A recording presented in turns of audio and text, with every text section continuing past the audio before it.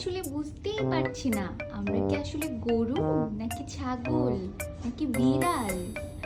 তোমরা একটু বলো তো বন্ধুরা, আমরা কি? দেখো কেমন কটকট করে পাতাগুলো চিবিয়ে নিচ্ছি, দেখেছো? এভাবে আমরা মাছ মাংস খাই না। আসলে কি আমরা গরু নাকি আমরা ছাগল নাকি দেখতে বিড়াল শুধু?